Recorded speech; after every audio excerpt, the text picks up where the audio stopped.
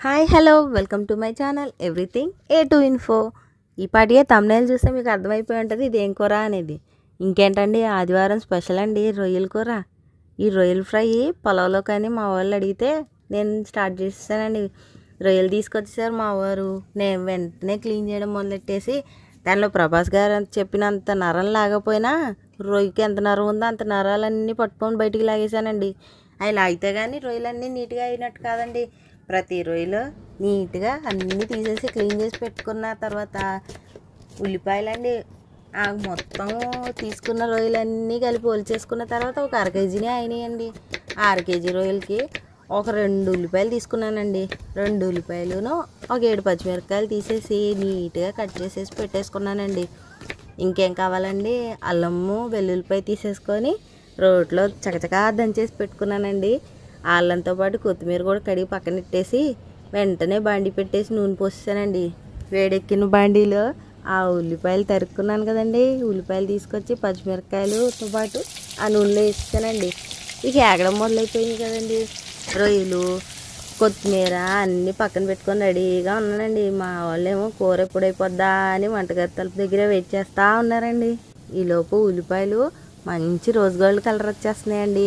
ఇంకేంటి ఆలస్యం చేయకుండా నేను ఒక 2 స్పూన్లు నేను దంచి పెట్టుకున్నాను కదండి, చకచకామని అల్లం వెల్లుల్లి పేస్ట్, ఆ పేస్ట్ వేసేసుకొని వేపడం మొదలెట్టానండి.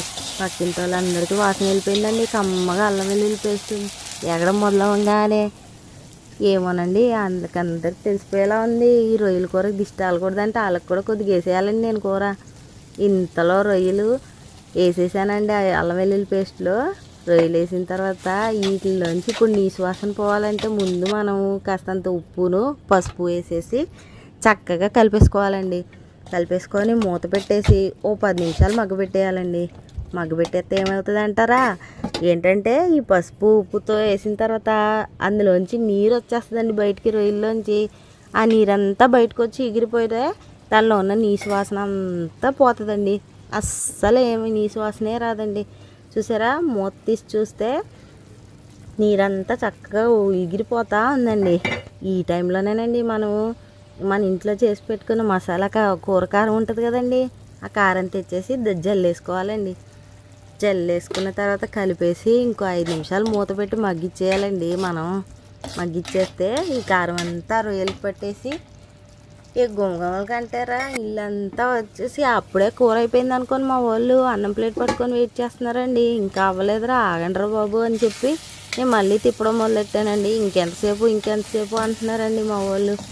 ఈలోపు కూర అడుగంటిపోకుండా నిదానంగా కలుపుతూ ఎగిరిపోయేదాకా వెయిట్ చేశానండి. అది ఎగిరిపోతూ ఉందండి. రొయ్యలన్నీ దగ్గరికి అయిపోయి చక్కగా కూర అంతా ఎగిరిపోయాక నూనె అంతా పైకి తేలిపోయింది చూసారా. ఇంకా ఆలస్యం చేయకుండా దీని మీద కొత్తిమీర గరం మసాలా వేసేసాను అనుకోండి, పొయ్యి బంద్ చేసేస్తా. పొయ్యి బంద్ చేయగానే మా వాళ్ళు తినేటానికి రెడీగా ఉన్నారు కదండి, వాళ్ళ ప్లేట్లో వేసేస్తానండి. నెక్స్ట్ పలావ్ కూడా రెడీగా ఉంది. అసలే వాళ్ళ పలావ్ పట్టుకొని రొయ్యల కూర కోసం చూస్తూ ఉన్నారండి. కొత్తిమీర గరం మసాలా వేసేసి వెంటనే మా వాళ్ళకి వేసేసి వాళ్ళు రుచి అడిగేయాలి. ఇంతలో మీరు చూశారు కదండి ఈ వీడియో ఎలా ఉందో చూసారా.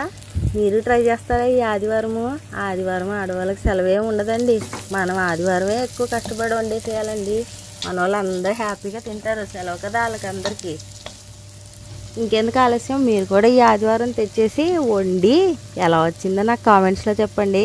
నా ఛానల్ మాత్రం సబ్స్క్రైబ్ చేశారు కదా, సబ్స్క్రైబ్ చేయకపోతే ఒకసారి సబ్స్క్రైబ్ చేసేసి ఓ లైక్ కొట్టండి. కూర నచ్చితే అందరికీ షేర్ చేయండి. వాళ్ళు కూడా ఆదివారాలు చక్కగా హ్యాపీగా వండేసుకుంటారండి రొయ్యల కూర. అలాగే నా ఛానల్ కూడా సబ్స్క్రైబ్ చేసేస్తారండి. Bye bye.